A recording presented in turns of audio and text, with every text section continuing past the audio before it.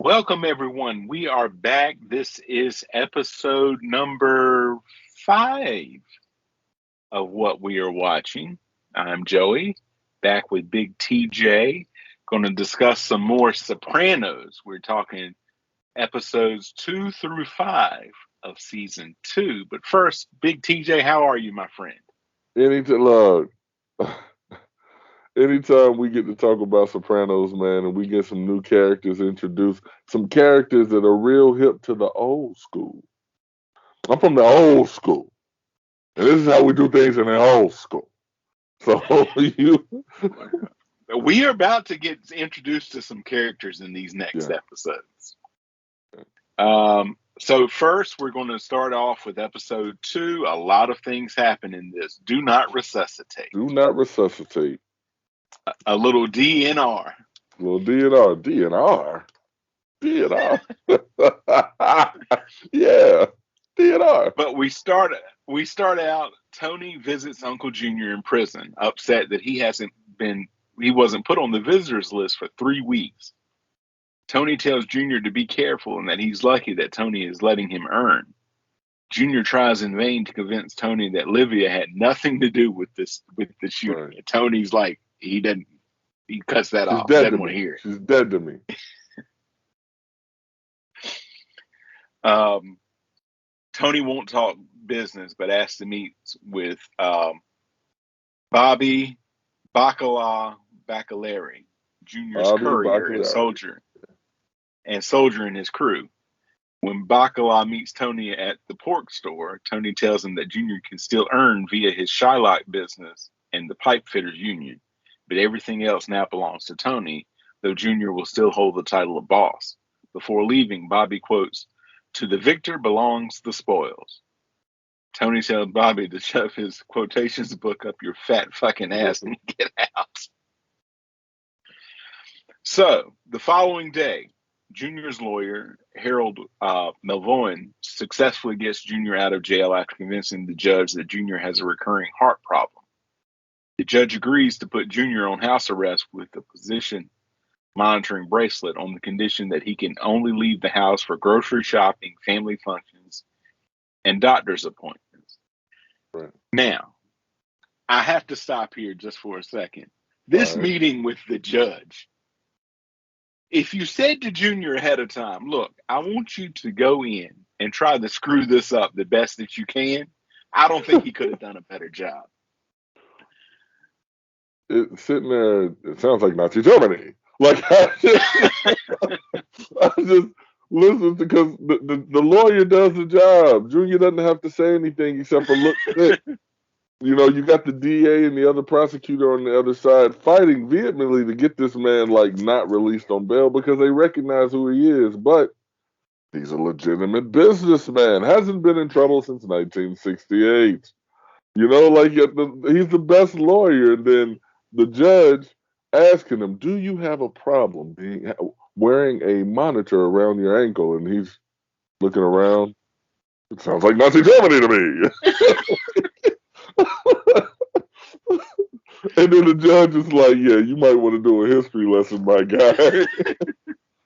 And then even then, the lawyer, quick on his feet, don't let our shared heritage, In cloud my your. head, in my head canon, I feel like Junior was outside of the office like, listen, I've got this. Let me say a little something at the end. And the lawyer's like, don't say anything.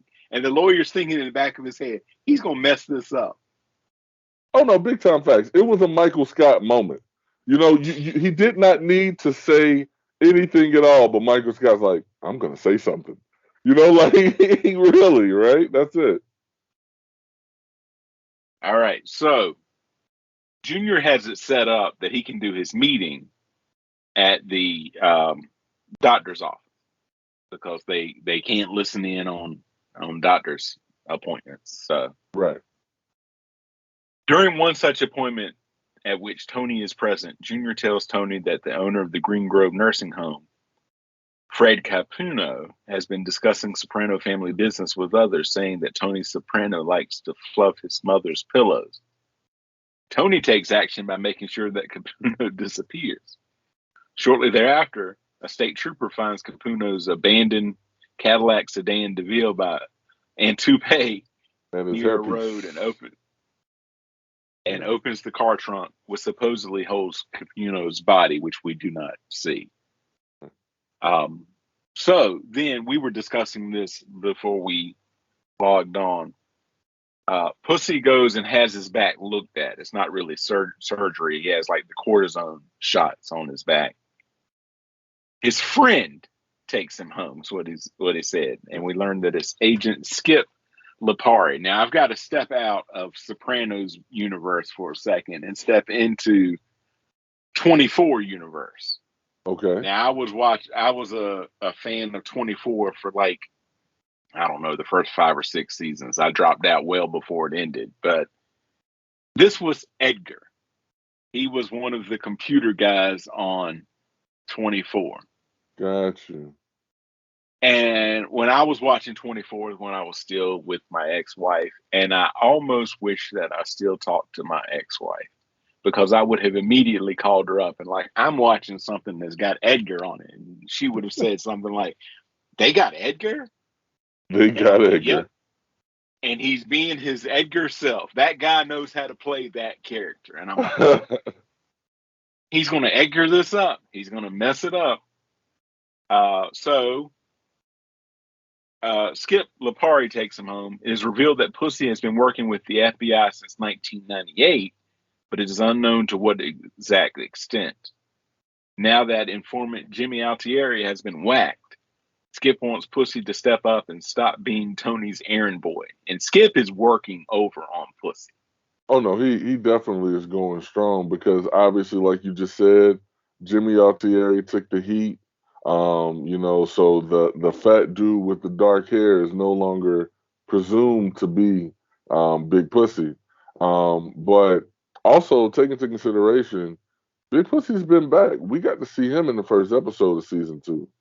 He's already made himself known, but if you listen to the conversation that him and Skip have, and I like the way whenever they ask him, did your wife come to pick you up? He's like, Skip. but Skip is under the mindset, under the belief that Big Pussy's just hiding out. Like Tony doesn't know you're back yet, right? So Pussy is double dipping. He's taking money from the government because they're fronting him money to keep up appearances, and he's actually back to earning again. So yeah, double dipping Pussy. I've got a lot of thoughts. It's the only place that I can say that it'd be okay. Yeah. Oh. Double. Every episode I put on there that this is not for kids. This is definitely not for kids, especially in the next episode's title. But I didn't title these episodes. I wasn't even watching when these episodes were coming out. So I have a lot of thoughts on Pussy, and I have seen a couple of episodes beyond what we're going to cover today, and we'll get those next time. My thoughts on those, but I feel like what would be a good analogy here? I feel like Pussy is at a place where, he knows there's no good ending for him. He knows he's on borrowed time. He's on borrowed time. That he left the way that he did at the end of season 1 because he honestly thought after Paulie took him to the Schwitz that was it. It's a wrap. And he held face as hard as he could, talking about some, F you and get out of my face and stuff like that. But no, you're 100% right. Big Pussy is 100% on borrowed time, and I think he knows it. And is just trying to pull the best Walter White impression as possible, which is setting up your family for success. Shouts out to Breaking Bad. If you don't know Heisenberg, we'll be covering that at some point in time soon. But honestly, Big Pussy is really just, it seems like, and granted, we have episodes to cover to talk about the relationship between him and his wife, but it's taking its toll. It's taking its toll. Oh, yeah. So, yeah, Skip wants Pussy to step up and stop being Tony's errand boy. Pussy tries to convince Skip that he is over Tony and that he wants to help the government. However, Pussy continues to lie to the Yeah. government and provide them with false information. When Tony learns that Mazzarone Brothers Construction is facing problems due to a lack of African American workers, which is causing several protests, he accepts Jack Mazzarone's offer to stop the descent. Tony then sends in several mob associates to successfully scare the protesters away from the construction site. Tony later visits Reverend James Jr., where it is revealed that he is in it with Tony. He arranged the protest so that the Soprano crew could break it up. Reverend states, "My protesters would kill me if they knew I was lining my pockets with their blood." And there's also that conversation earlier between the Tony dad. and the father, the dad. Yeah. That scene, surprisingly enough, because I feel like in the grand scheme of things, it's one of those relationships that you can just kind of throw away. It's nothing more than what we see in this episode. So this is one of the very few times that I will offer up spoilers for anybody, but we get this relationship with the dad and we get to see Tony speaking with the father. I was curious as to what Tony's interaction would be with the dad, because we had seen the dad at the site. We knew he was a pastor as well. Tony's there, to speak to the son. We don't know what the relationship is right away. I'm assuming that Tony's coming there to try and, what you call it, put the wheels on them, put the grease to them. Try and Right. intimidate them. There you go, intimidate them a little Yeah. bit, and then obviously we find out, towards the end of the episode, not only did the dad pass away within days of speaking to Tony, but that they were in fact in cahoots. I thought it was Junior that had given the green light to have those guys, because remember, Junior's over that union. And I thought that Bobby was, which is why Bobby was there. Bobby was telling people, "Hey, we need to go," and then Tony was filling in the gaps with some of his guys. But I thought that Junior Right. was in fact in charge of making that call, which is why Tony had Bobby to surface in the first place, because they needed to converse over what was going over with Massarone. Right. It could be. Yeah. So in the hospital, Janice Soprano continues to visit Livia, still unhappy and in self-pity. When Janice asks Meadow what brings Livia joy, Meadow tells her that Livia enjoys opera and show tunes. Janice then purchases a set of records and plays them for Livia, who becomes very emotional. Later, Livia begins to choke but is quickly attended by a nurse. The nurse then discusses with Janice whether to make Livia a DNR. Livia, otherwise known, enjoys opera and show tunes. Janice then purchases a set of records and plays them for Livia, who becomes very emotional. Later, Livia begins to choke but is quickly attended by a nurse. The nurse then discusses with Janice whether to make Livia a DNR, otherwise known as a do not resuscitate. Do not resuscitate. If she ever enters a comatose state or is kept alive artificially. Janice considers this and talks over with Tony, who advises her to do whatever she wants and that she can even move into Livia's house if she should choose. So, AJ overhears this and asks Livia if DNR is the same as DNA, as he is writing a school paper on the subject of DNA. That they had peppered this throughout the episode. Yeah, he's got He's this telling us paper all about DNA. and learning all about him. So Livia is shocked that her daughter would suggest this. When Janice tells Livia she's ready to go home, Livia says, "Why? So you cannot resuscitate me?" Livia is then brought back to her hospital room where, apparently quite disoriented, she calls Carmela and tells her about her troubled offspring and promises to leave her wealth to her grandchildren. Carmela warns her to never call the house again and hangs up on her. Just as Livia is about to say if any foul play is suspected, to blame Janice. The following evening, Junior slips in the bathtub while shaving and believes that he has fractured something. Bobby Bacala then calls Tony for help, and Tony hurries over to find Junior lying on the couch in his bathrobe. Tony suggests that they call an ambulance, to which Junior objects. Tony then picks his uncle up like a baby and proceeds to drive him to the emergency room. Powerful scene considering how last season ended. Last season ends with Tony depressed, going through the motions, seeing Isabella and she's not real, and then a hit being put out on him that was approved by his freaking uncle, gaslighted by his mother.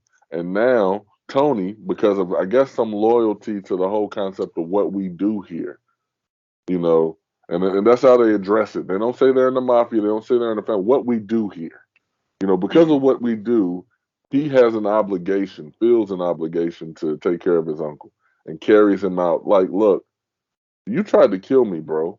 Like, he easily could have just walked out, like, been done with him. But that their connection to what they do is serious enough for him to be willing to, you know, I'm not gonna say let bygones be bygones, because Tony definitely made out like a fat cat with regards to taking Junior's businesses, but still, you know, to carry him out like that so that he can save face. Whole reason that they don't want to take ambulance, they don't want to seem weak. Same reason that they don't run from the police, because it's a sign of weakness. So yeah, Tony's cool for letting them save face, man. It's much more than I would have done. Oh, yeah. So then overall, we're kind of at this spot where Livia knows what's going on. They've had the DNR talk, and she's now aware of it. We know what's really happening with Pussy. We know what's happening. We start to kind of figure out what Janice is doing, and we know where Tony is. And then everything kind of just amps up in the next episode. Episode 3. And again, folks, I did not name this episode, but it's called Toodle Fucking Oo. Toodle fucking oo. And then we start out, Jackie April's brother Richie is paroled from prison. He first pays a visit to respected pizzeria owner Beansy Gaeta. Beansy. His former partner in crime, poor Beansy. Fucking Beansy. Didn't stand a chance. He did not. And started out like, get this man, get whatever he wants. Get him a veal parmesan. Richie states to Beansy that he wants respect and what is owed to him. When Beansy tells him to back off, Richie viciously assaults him. And I mean, he is vicious with it. Coffee pot to the face. To the face. Yeah. Meanwhile, Tony is informed by a cop on his payroll that Meadow threw a drug-fueled party at Livia's house. Tony and Carmela debate on how Meadow should be punished, but Meadow comes clean and suggests that her credit card be taken away for 3 weeks. This is where we see who Meadow is. She is a mastermind. She played them like a doggone fiddle, baby. Oh yeah. Meadow later reveals to a friend that she has cash saved up, and she chose the punishment believing she put one over on her parents. She's got more than a little bit of Tony Soprano in her. Yep. I think it's a bit of both parents, honestly.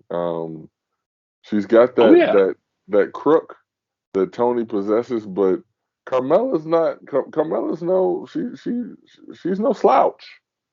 Oh no, no. She's no slouch. So yeah, perfect mixture of both parents.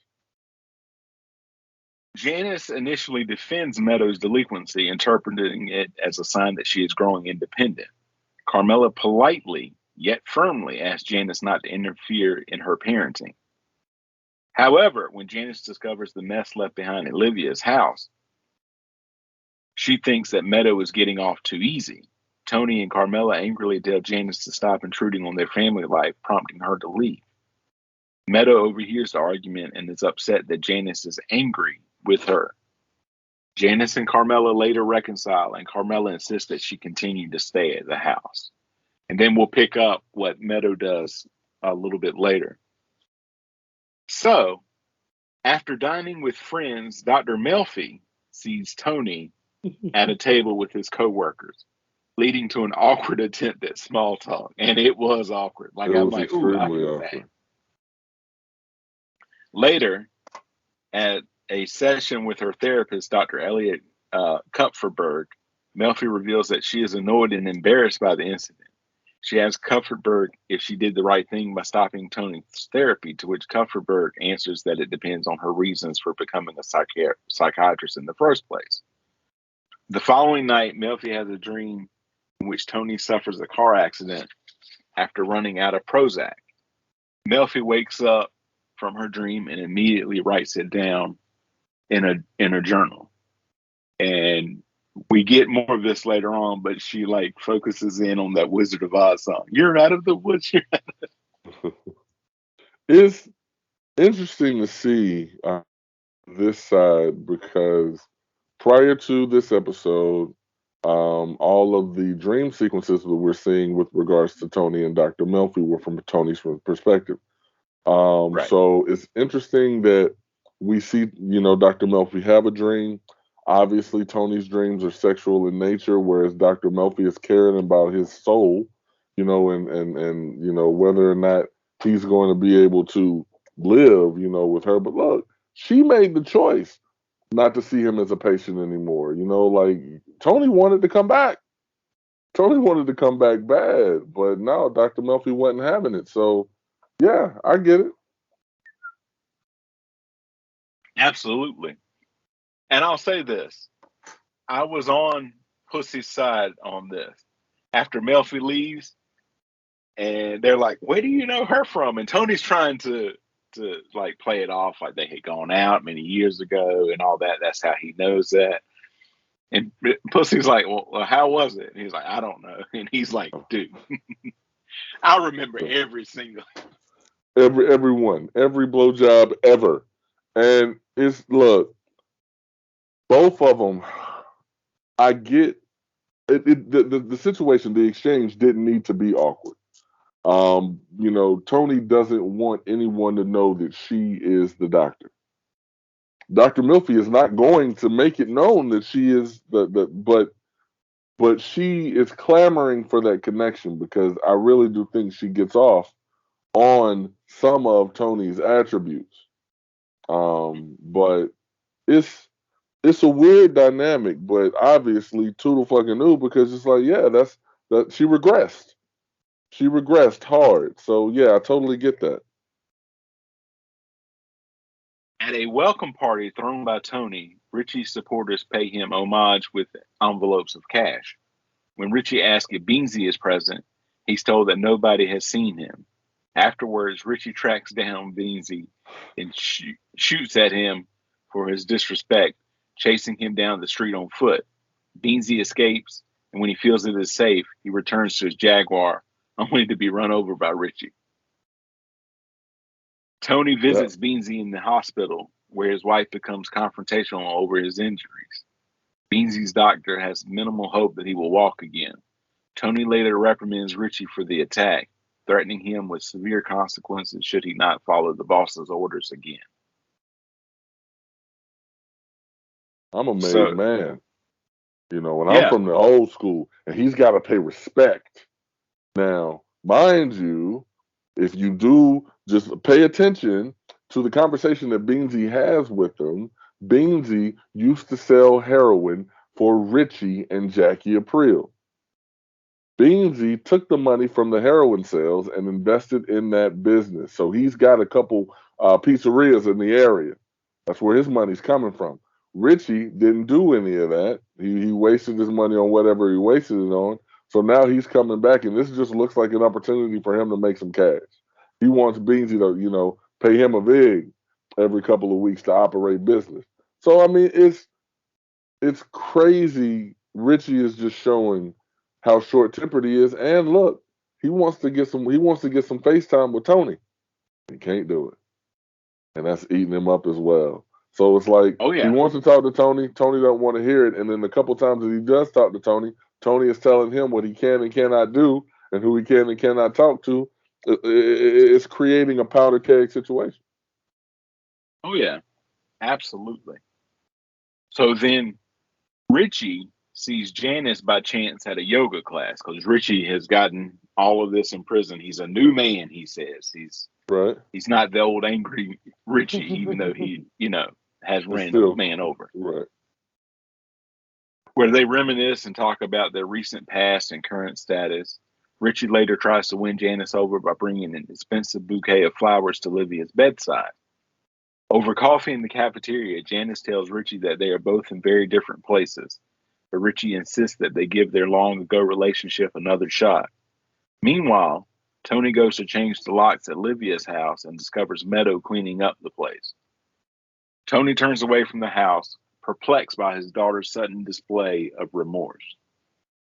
And that house is a mess. I mean, you see her choking and getting sick as she's cleaning it. She is gagging. And anybody who has a thing for vomit, seeing it or smelling it, knows exactly what she's going through right now. So what are your overall thoughts? I mean, when I'm looking at it, we're seeing Meadow. She is probably one of the more complex characters that we've caught up with in this episode because yes, we've seen her in this episode inflict her will as far as being able to manipulate her parents. We've seen her come off as the concerned older sibling with regards to AJ. We've seen her be reckless with regards to this party. And then we saw remorse, which is not something that we usually see from a soprano. Not just Tony, Livia, Junior. Remorse is not something that we see. Hell, even Carmela is one that flies by the seat of her pants, which is why she threw out that pasta whenever she saw Father Intentola with Rosalie. So yeah, all of this family, for the most part, they just react. And Meadow is showing for the first time some remorse for actions because she saw her actions driving a wedge in her family, and she doesn't want to be responsible for it. So I commend her on that. Absolutely. Right. So then we go to our next episode, Commendatory. While attempting to watch a bootleg version of The Godfather Part 2, Tony announces to his crew that he, Paulie, and Christopher will be traveling to Naples to make a deal with a local Camorra family distantly related to the Sopranos over the smuggling of stolen cars. Now, this is an interesting scene because they're talking about The Godfather 2 and all that. Mm-hmm. They mentioned the scene where Michael confronts Fredo. And he's like, they talk about, I knew it was you, Fredo, and the camera is on Pussy. And he's trying to, talk about, oh, so when are you leaving for Italy and all of that? Because you can just see it like it's all over his face. All over his face. If you remember back at the end of episode 1 of this second season, Pussy has now gotten back into the fold. They're having a little barbecue over at Tony's house. Paulie is, singing the song. And that's why they call it like something like, yeah, like it's just Mm-hmm. Tony has the idea then still that Pussy might have flipped. And he references that, at the end of that episode. So having this Godfather reference pop up the way it did, it all just makes sense. Tony's still not 100% sold on Pussy being back yet. And I think also Pussy is falling farther and farther down, realizing, hey, there's no way I can, there's no out for this for me. No, and none at and all. he's slowly realizing it. But until he gets there, he's going to spin further and further out of control. But we'll get there. Although Tony is excited by the prospect of the trip, he downplays this appeal to Carmela, who is upset that he will go abroad with his mob associates, but not his family. Not his friend. Tony tries to explain to Carmela that it's a business trip and not be enough time for leisure activities. Over lunch with Rosalie April and Angie Bonpensiero, Carmela asks Angie how her relationship with Pussy is going now that he is home. Angie says she regrets having Pussy home, noting how he has been sick since his return. She tells the wives that she recently underwent a test for a tumor, and Pussy had little sympathy for her. As the other wives listen in horror, she confesses that she has contemplated suicide. After Angie's tests come back negative, she plans to file for divorce from Pussy. However, Carmela persuades Angie to stay for the sake of their children. When Pussy arrives home and silently presents flowers to Angie, she pauses for a moment and then swats them with them. Now that is a condensed version because these takes place Right. over the Course of the thing because episode. Yeah. course of the episode because we can see why his mind is elsewhere in the next section that we're going to cover. But do you think, I don't think we get a lot of their life before he disappears and then after you just see what comes back, but I don't think he was this like fawning husband beforehand. You're absolutely right. We don't get a whole lot. We don't get a whole lot of reaction or interaction with them. If you recognize, actually, the placeholder that they have for Pussy's wife is somebody else in the first season. They Yeah. actually cast this young lady in the second season, and it's they make reference to it. Even when in the episode where Tony is coming over to question Pussy, and he says something about thanking God that the boys look like her and not like him, and he's like, my wife would mess you up if she heard you talking like that. So it seems like their relationship was something. It was Right. something. I can't quite tell you what it was, but it was something. Um, I don't know, man. I mean, it clearly seems like she's definitely devastated. But the biggest part from that scene that you're talking about, more than the revelation that that she is considering leaving her husband, is the way that the way that Carmela fights for their marriage. She ain't talking about the bump and Saros. She is 100% talking about her and Tony. You never leave, right? Because of the kids, right? Like, I mean, she's 100% invested in doing what is best for her family, but she's doing it under the disguise of caring about, the bump and Saros. So yeah, we're starting to see chinks, and I hate that word because it has a negative, but we're starting to see some Yeah, weak no, links. Yeah, we're yeah, starting to yeah. see some weak links in the chain with regards to Carmela and Tony's relationship. Because Angie is like, no, they're kind of, they're pretty much all out of the house. Everyone's in college. Yep. They're all set up. They're doing their Um, own thing. You don't need because the youngest one was going to school. So yeah, they don't have any high schoolers anymore. There's no real reason for her to keep them around. right. But then we see in the next section they talk about why he is um, not not all there for her. Pussy is becoming increasingly paranoid due to being an FBI informant. He is unnerved when he is spotted by Jimmy Bones, a Sopranos made man, during a meeting with his handler, Agent Skip Lipari. The pair are forced to concoct a cover story on the spot, which is not a great cover story. But he's like, yeah, okay, whatever. Which So much Bones better. doesn't seem to believe. To ensure that Bones remains quiet, Pussy visits his house and beats him to death with a ball peen hammer. Well, is it coffee that he's brewing in the background? Yeah, He's because like, he offered him yeah, some. he's like, you want to come in for some? Almost ready.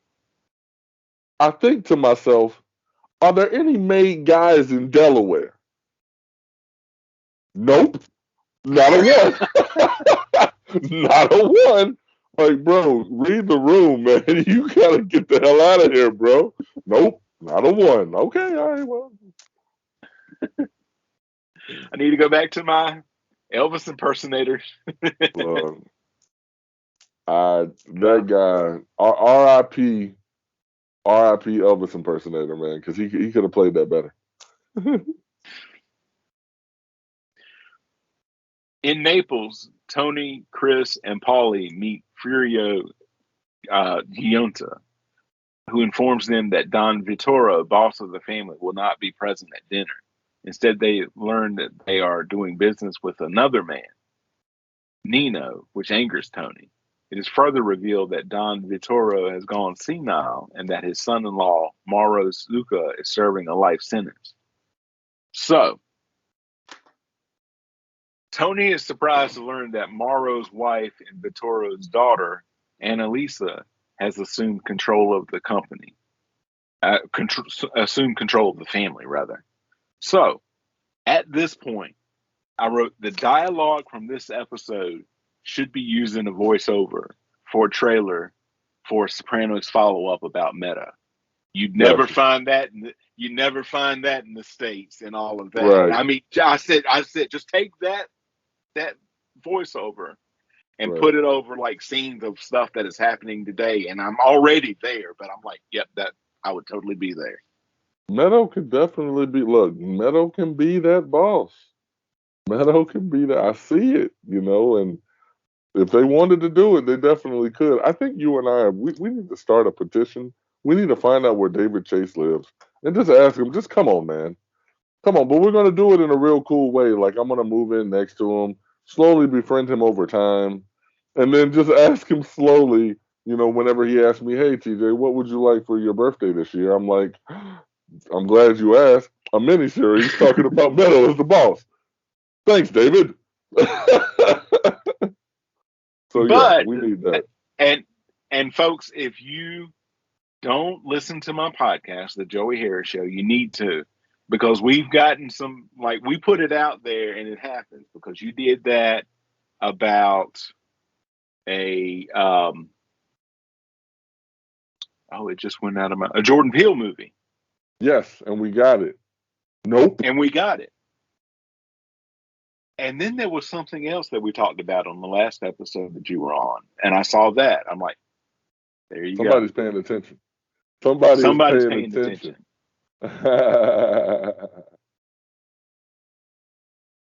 So on leaving the restaurant, Tony and Paulie are shocked to see Furio and his cohorts assault a young boy and his mother after the youth sets off firecrackers. Tony meets with Annalisa, but has reservations about doing business with the woman.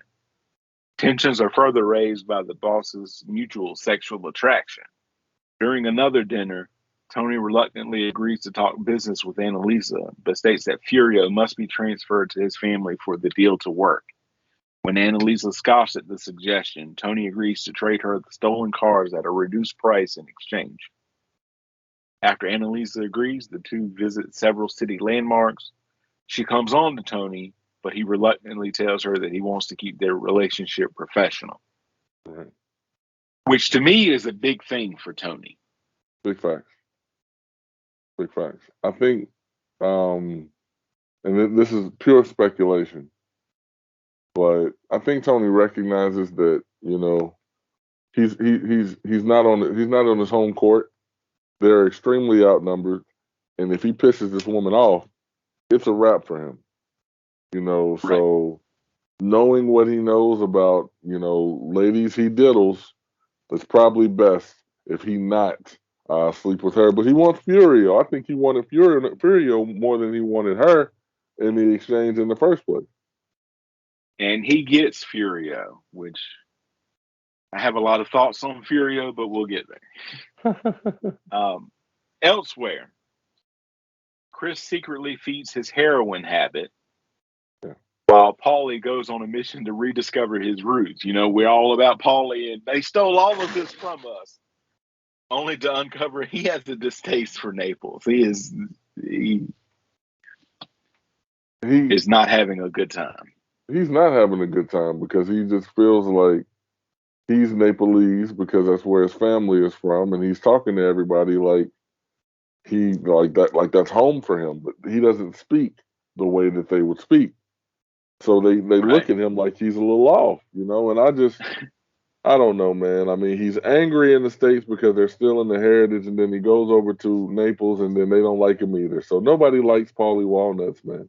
But we also recognize that because Kevin McAllister's dad killed himself a couple episodes ago, and he didn't like Paulie either. But now we're finding out what Kevin McAllister's dad did for a living and why they had such a nice house. Shouts out to Home There you go. Alone. It all connects. Full circle, baby. So at Newark Airport, Pussy drives up to take the returning trio home. When Tony enters his house and announces his return home, Carmela is in their bedroom, seemingly reflecting on her own marriage struggles after having earlier heard Andy's troubles with Pussy. Carmela steals herself, then exits to greet Tony, just what you were talking about. She was not fighting for their marriage. She was fighting for her own marriage. She was trying to 100%. convince herself. 100%. Uh, Uh, if you see that and you see her as doing anything other than trying to come up with reasons to stay in this marriage, then I unfortunately have to say you might be watching it wrong. I don't usually try and tell somebody how they should see it, but in this particular moment, it might not be obvious for you, but if you look at the emotion and the way that she is fighting, the words that she uses specifically, she is fighting 100% for her own marriage. We do have a couple of pieces of trivia for this episode. The title is The Italian for Commanders, which is an honorable title in Italian society. Tony and his crew are given this greeting in Italy, which Paulie hears and then tries to use throughout the episode.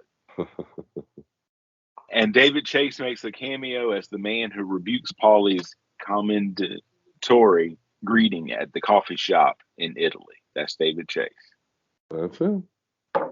So we finally get to our last episode of this group of episodes, Big Girls Don't Cry. With Furio now working as a soldier with the Soprano crime family, Tony elevates Paulie and Silvio to capo and consigliere, respectively. Mm-hmm. While dining at Nuovo Vesuvio, Tony asks Artie to hire Furio as a mozzarella maker. Artie tells Tony that the kitchen is already fully occupied and that his wife, Charmaine, would not be fond of the idea. Artie agrees to give Furio a trial run until he can attain full citizenship after Tony says that he will pay Furio's wages. Okay. So he's set up with the job for the citizenship so that he can get his work card. Tony then throws a welcome party for Furio, where Pussy becomes jealous of Tony's sudden interest in his new soldier. Junior and Bobby show up only to have Carmela slam the door in their faces for the attempt on Tony's life. You're right. Meadow is the sum of both of her parents because Carmela's like, I don't care. I don't care. You did what you did. I'm done. And she does look. Everybody sees Livia's role in Junior being manipulated. They acknowledge Livia's role, but then Junior was still the one to give the green light. So people are going to hold him to the fire for that, which is why we have Carmela slamming the door in his face. We have Christopher, Seal, and Paulie at Tony's little coming home party making fun of Mr. Magoo, after the attempt on Tony's life. So I mean, it's just like Junior's his status has fallen off so hard because people are recognizing that he had a woman that was essentially pulling the strings for him. Right. Tony assigns Furio to collect from a husband and wife brothel owners who owe him money. Furio viciously completes the job by beating both and shooting the husband in the kneecap. Meanwhile, Dr. Melfi contemplates taking Tony back as a client over the objections of her therapist, Dr. Kupferberg. Melfi vividly describes her dream of Tony to her therapist, believing that the car accident symbolizes her abandoning of him as a client. As Tony is waiting for Furio to finish his first assignment, Melfi calls to tell them that she has an open appointment for him for the next day. Tony first declines the offer since things have been going well without therapy, but he keeps the appointment later on. So now he's back with Dr. Melfi. Got it. Christopher is enrolled in an acting class as a gift from Adriana. However, he soon finds that the class is very demanding and that the schedule overlaps with his mob duties. While acting out a scene from Rebel Without a Cause, Chris becomes very emotional and cries. Embarrassed and troubled, he leaves the room despite the applause and approval of his classmates. During the next class, Chris and another student practice an acting exercise which leads him to violently attack his partner. Adriana suggests that the exercise reminded him of his father's murder. That evening, Chris disposes of the papers and floppy disk containing his screenplay in a dumpster. He's like, how did you learn how to cry like that? Right, like Christopher and his fascination with the movies, it seems like to me you're looking at, with regards to the show, a transition, a changing of the guard, as they would say. You know, getting away from what Richie April would say is the old school. Because back Right. then, you know, you don't talk too much about your emotions at all. Seal even makes that comment when they were talking when Tony reveals to them that he's in therapy. It would be great if we could talk about the things that we do in this life that we live, but it'll never happen. Like, you know, so Right. you know, you have that. So it's just like Chris seems to be definitely, you know, he's definitely into the mob life. He's into it. He wants to get made very badly, but he also wants some of that civilian life as well. You know, he wants to be Right. able to go and create movies and do things like that, but you can't just shake what's to your core. And it seems like that mob life is to his core, which is why when he gets emotional and cries, he just wants to leave. I want to believe that the same thing happened whenever Tony confesses to them, hey, I'm in therapy, and Christopher just walks out. He walks out because he doesn't know how to handle his emotion, and it's just easier just to leave the room. So, yeah, we're just seeing him become more and more unraveled as his drug use becomes more and more prevalent. Right. Tony's anger and resentment come to a head after Janice decides to take out a loan on Livia's house in order to renovate it. There, he is shocked and angered to discover that Richie spent the night with Janice. On Tony's yacht, he and Irina argue when she feeds cheese puffs to ducks swimming near the boat. This causes an intrusion by another boat owner who happens to be Russian and suggests to Irina that if she does not like to fight, she should find herself a Russian man. Tony walks to the man's boat and grabs him by his testicles. Tony and Irina make a hasty escape before the Russian's wife calls the police. While visiting Hesh, Tony regales him with the story and confesses to having episodes where he has passed out. Tony points out that other famous leaders like Carlo Gambino, Lucky Luciano, or Douglas MacArthur didn't lose their cool and go around punching walls like he does. He tries unsuccessfully to replicate his relationship with Dr. Melfi by talking to Hesh, but he seems uninterested and rambles on about other subjects. Hesh tells Tony that his father, Johnny, sometimes suffered panic attacks as Tony does now. Tony is surprised since no one has ever mentioned this to him. Right. And he didn't see it either. Hesh reassures him that his condition only affected Tony's father about twice a year, which is probably why he never knew about it or saw it. Makes sense. But Tony gets, I think, some measure of relief from this because he's like, "Oh, this happened to my dad." And then we go back to Pussy. Pussy continues to meet with his FBI contact, Agent Lipari, and complains about Tony favoring Paulie and Silvio over him. Later, Paulie and Johnny Sack ask Pussy to leave the table when they are about to discuss business, even though Furio is allowed to stay. And at this point, I'm like, you know, I get Tony's point about elevating Paulie and Sylvia and Right. not necessarily Pussy. I get that. But this, I was totally on Pussy's side for that. I'm like, you let this guy stay? He already doesn't like them. I mean, I know they don't trust him, but they don't know for Right. sure this is what's happening, because if they did, he'd already be dead. They don't know for sure. Absolutely. And so I was just like, oh, I kind of see his point there. But again, he's spiraling. It is just, and I come to a conclusion a few episodes later on, which I've seen, and we'll get into that next time. But what are your overall thoughts about this group of episodes? What we're seeing right now, again, I'm going to go back to this, is more complexity with regards to certain characters. Looking at Meadow, I was very proud of her over these episodes, because even though she did make a very young and dumb decision, what Janice said made a lot of sense. We want these kids to be, independent, but we want them to do it in the way that we want them to do it. So Meadow going and having that party was very irresponsible. But Tony stole a car when he was 10 years old. He robbed a crap game. And we hear about these things, later on, because Richie covered for Tony, whenever he robbed that crap game. So it's like, okay, even when you're a parent, you want your kid not to necessarily make the mistakes that you make.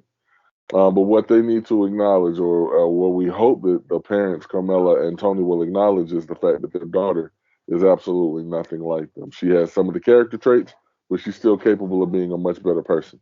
AJ, we didn't necessarily get a lot of AJ in this one, except for the exchange that he had with, DNR in regards to, Olivia, which, I'm a big fan of those two together, because, what are you talking about? In the next group of episodes, we get some major Livia moments, and we get a major AJ episode. So you've got that to look forward to. I am just, TJ, I'll tell you this. It's like, let's say I'm walking down a huge street and there's buildings everywhere, like the old Main Street, USA. Gotcha. And for years, I've been walking past this huge building that says Sopranos Spoilers. And it's got a flashing neon light, right? And I'm like, Right. I might want to, a couple of things get out. You see things through the window. You can't avoid it. But since we've been doing this, I've been trying. I don't even go down that way. I was listening to a wrestling podcast that talk about obscure shows from 1992 lately. Okay. And in the middle of an episode, it's like, ooh, we're getting ready for WrestleMania 8, and then this is going to happen. They go into a 5-minute diatribe about Sopranos episodes that are coming up, and I got like 3 things spoiled, and I'm like, and it was at a point like I couldn't even, like I'm driving, I couldn't, like I'm trying to skip forward to stuff, and it was like, and it's like, he's trying to avoid spoilers. We're just going to throw them in the window at him. Well, just to take all these spoilers. I'm going to ask you whenever we record the next episode, what exactly was spoiled for you? After we watched it, after you talked about it. When we get to that point, I'll let you know I was spoiled on this. And we had talked about it before we started this series. I'm like, there are certain things everybody knows about, but you couldn't, if you were breathing and aware, there were things that you heard about, even if you didn't watch The Sopranos. Even if you didn't watch, you knew. I mean, like I said, and the same thing can be said about other shows, folks. You don't have to have watched the Game of Thrones to know what the Red Wedding is. Right. So it's just like, or the Long Night. You don't have to have watched to know what these things are. So it's not even about you avoid as much as you possibly can, but because the show has been around for so long, you're going to run the risk of it, because people are going to reference them. But this is not like talking about the Pine Barrens episode. Yeah. This is not talking about the ending of it. This is like very specific things. I got you. And I'm like, why? I got you. Just why? And I think it's coming up very quickly. Like from the way that they were talking about it, I'm like, oh, okay, I see here. But coming up on the next episodes, we'll get what I call Pussy's Big big episode, like where I feel like he kind of redeems himself. Like he knows that there's no thing, but he kind of redeems himself. We get huge cameo as a person playing themselves. And then in the next episode, we get another cameo of several people playing themselves. So, and people who are bigger now than they were then. So that's Big time fact. that's a little spoiler. In the meantime, and in the in between time, my friend, go ahead and plug away anything and everything you have. Hey, look, as always, thank you all for going on this journey with us. We definitely appreciate it. I enjoy watching Sopranos, so getting to watch it and talk about it a little bit is awesome. If you want to hear more from this guy over here, I can be found on Spotify, Anchor, and iTunes with the Tokyo Smoke Show. Got 6 episodes that I'm doing this year. Did one. Got another one I'm getting ready to record in the coming weeks for March. So we're doing one a month for the next 5 months. So that's gonna be fun. And then I'm Hybro Podcast. We're in the season 2. Got a couple episodes up on that. Talk a lot of junk. I like to get into mental health. I like to see people, shining as much as I possibly can. Somebody made me a cake for my birthday, and it was given to me today at work. And I'm offering anyone and everyone who wants one. I'm like, hey, if you want a piece, come get a piece. And somebody was like, TJ, that cake was made for you. Why would you give it away? If it were me, I would take it home. And my response was simple. There's enough sun in this world for everybody to get some sunlight. If I'm eating, all my people are eating as well. So while those people aren't necessarily in my circle, I don't feel comfortable, just sitting there eating knowing that somebody else could possibly be hungry. So if you can take a piece of that and try and incorporate just a little bit of that into what you're doing, I'm not telling you to give somebody the shirt off your back. Just try and put that love out in the world that we want in return. And what else can you ask for? Let's keep it shining, man. Thanks for having me, Joey. Absolutely, man. Thank you so much for that. New episodes of the Joey Harris Show, the podcast, every Sunday, wherever you get your fine podcasts. New episodes of the Cup of Joe Wrestling Show every Thursday, wherever you get your fine podcasts. And of course, we'll be here every week. I come out with something on YouTube. Some weeks is this, some weeks is just me talking about anything and everything. But every week, slowly building towards 100 subscribers so that I can get the custom domain name. So thank you everybody who has liked, subscribed, shared, and next time we will be talking some more Sopranos on what we're watching. But until then, have a good night.